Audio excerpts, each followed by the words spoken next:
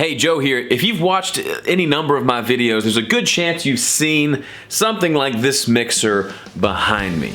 So today I want to talk about 4 reasons why a mixer in a home studio is a good idea, or more specifically, why I love having a mixer in my home studio. Look how far we've come. Our mothers would be proud. We say what's Reason number 1, latency. If you've ever used a typical USB or FireWire audio interface, not unlike that cute little blue fella over there, then you've probably had to deal with latency on some level. What is latency? It's that slapback delay that you hear when you don't really want to hear slapback delay. It's the amount of time it takes for the computer to process the audio and send it back to you while you are tracking a vocal, for example. Here's what it sounds like. there's a delay. I'm trying to say. It's super annoying. Now imagine playing something like drums, and every time you hit the drum, you hear it come back a little bit later than when you hit it. That's a problem. There are a couple ways to fix this. One of them is to use the cute little mix knob on your audio interface, where you turn the mix knob one way so you can hear the microphone as soon as it hits the audio interface, so there's no latency. But then you got to remember to turn it back so you can hear what's coming out of your DAW later while you're mixing, and that's just not a very fun game to play. The other solution is to play the buffer game. That's where you turn the buffer down to like 64 samples or 32 samples, something that's low enough where the latency feels pretty quick, but high enough to where your computer doesn't crash from trying to process the audio too quickly. That's always been one of the attractive things about a Pro Tools HD rig. Back when low latency was basically impossible on a native system, you had the HD system that gave you really low latency, and you could record and monitor through the software and through plugins and have it come back to you almost instantly. That was the big draw. To be fair, there are audio interfaces coming out now that boast super low latency while still processing the audio all the way through the software, and that negates this point. But for the typical audio interface that you might have, latency is still an issue that you deal with. On a mixer, it's not an issue. Why? Because the mixer was designed, whether it's a digital mixer like this or an analog console, it was designed to let you hear things immediately. There's no need to run it through a computer first and send it back out. As soon as you sing into the microphone, you hear it in your headphones. That's a really cool deal, and something that I really appreciate about having a mixer in my studio. Reason number 2 why I love having a mixer in my home studio: no software required. Here's what I mean. Yes, of course you need software to actually do your recording, but for pretty much everything else, all you need is the mixer. The software ends up acting much like just a tape machine, and the mixer is doing a lot of the heavy lifting. What do I mean? Well, let's say you want to set up headphone mixes. Let's say you want to just plug in and have the band hear themselves and play without actually recording anything. You can do all that. Let's say you want reverb on your vocal and delay on that guitar. You don't need a plug-in for that.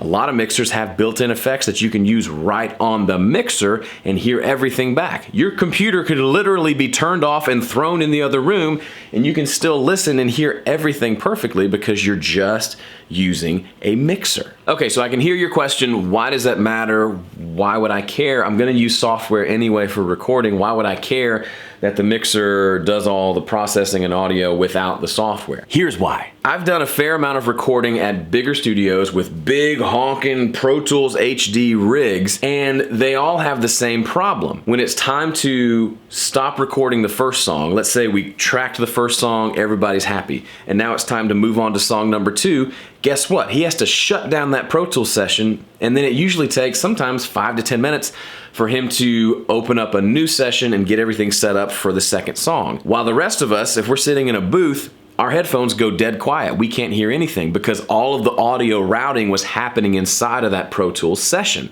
So when he shuts that down and goes to create the new session, which just takes some time, we're all kind of dead quiet. If you use some sort of a mixer, however, like a big analog console or a digital mixer like this, he can shut down the software.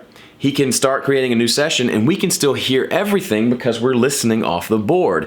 That means while he's fiddling around trying to create a template and then open the new session and then make sure everything's right and get rid of unused audio and all the stuff that he has to do, the rest of the musicians can be listening to each other, talking to each other, and rehearsing the next song. We can say, hey guys, what do you think about this for the intro? And we're actually making things happen, making progress on the session while the software is down. To me, that is not so much an efficiency thing. Yeah, I'm a sucker for things that make life more efficient, but I'm also a sucker for things that make things feel more creative. I've been in those sessions where I'm in the booth with my acoustic guitar and he says, all right guys, it's gonna go quiet for a few minutes, and he shuts it down and he's setting up the new session and I can't hear anything.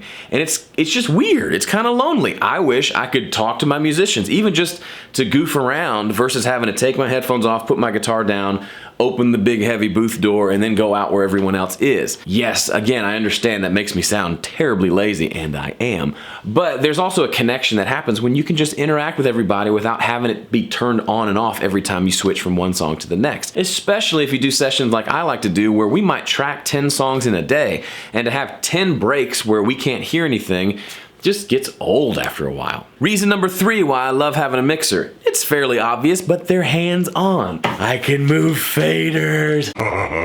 Fun fact, I actually almost never mix through the mixer. I still do my mixing inside the box, but being able to have faders during a recording session is pretty cool, especially if you're recording more than one musician or doing a full tracking day. You can have faders and you can move things around, and again, you're less clicky with the mouse and more moving faders and turning knobs to get the sounds that you want. To me, that's just more interactive and more fun, more engaging and more musical, even though technically I could still do all of that with a mouse and a piece of software. Reason number 4, and this is one nobody's talking about. If you have an existing mixer in your studio, you automatically have a live streaming rig ready to go. Live streaming is coming, folks. It kind of is already here. YouTube Live, services like Concert Window that I've used before, even with things like Facebook Live and Periscope, those show you that people really dig the whole live streaming thing. If you want to set up a YouTube Live concert for your clients or for your band where you can stream a really good HD quality both video and audio feed up to the internet, that's pretty cool. But the reason most people don't do it, or it doesn't sound very good, they end up using their laptop microphone, is because they don't have a way to mix the audio and get it sounding good. They need audio software for that, and good luck having that work with audio streaming software or video streaming software running at the same time.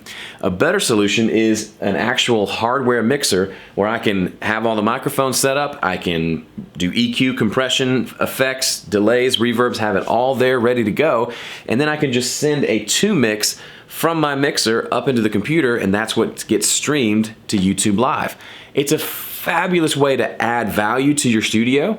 What if a band could come in and they could record their album with you, and then you could do an album release party where you have them set up and actually play live and they can stream it to thousands of people at one time? That's pretty cool. Of course, live streaming is not going to replace going on tour and playing in front of people, but it is a nice extra way to potentially create new versions of songs based on the live recording, and then also to reach audiences that you otherwise couldn't reach. And as a studio owner, you should always be looking for ways to add more value to what you're doing for your clients. Even if you didn't charge them for the live streaming show, but the fact that that was a part of the package that you offer, hey, I'll record your band, I'll mix it, I'll master it, and then I'll throw in a free live streaming concert from my studio, that's a pretty sweet deal. Now, the big question that of course I need to answer is, do I have to have a mixer to make good recordings in a home studio? Absolutely not. This is a nice to have, not a need to have. If all you have is a little blue audio interface like that guy right there, that's fine. You can make fabulous, wonderful, amazing sounding recordings at home. This just adds a convenience factor and an extra level of awesome that I personally find to be pretty compelling. But you don't need this to make good mixes and good recordings, but it's kind of nice to have. In case you're wondering, this mixer behind me is one of the new Presonus Studio Live mixers. This is the 24 channel Series 3 mixer, A lot of cool stuff happening with this mixer. It's fairly new to me in my studio. It replaced one of the old Studio Live mixers. I'll be doing a whole new series of videos on this mixer, so if you're interested, there'll be links in the description at some point of where to go find more videos about this, but they are coming. Presonus does a fabulous job with these mixers, and I really like them. Okay, that's it for this video. If you use a mixer in your studio, I'd love to hear about it. Leave a comment below. If you think I'm full of junk and this is a stupid idea, leave a comment below as well. I'd love to hear that. And if you have any questions for me about this mixer in particular, or just using a mixer in a home studio in general, I'd be happy to answer that. Leave a comment below. I will reply, or maybe turn it into a future video to answer some of those common questions. That's it for me. I'm Joe. See ya. I know I can hear you. I gotta sneeze. I think I got one more. Listening, keep talking louder.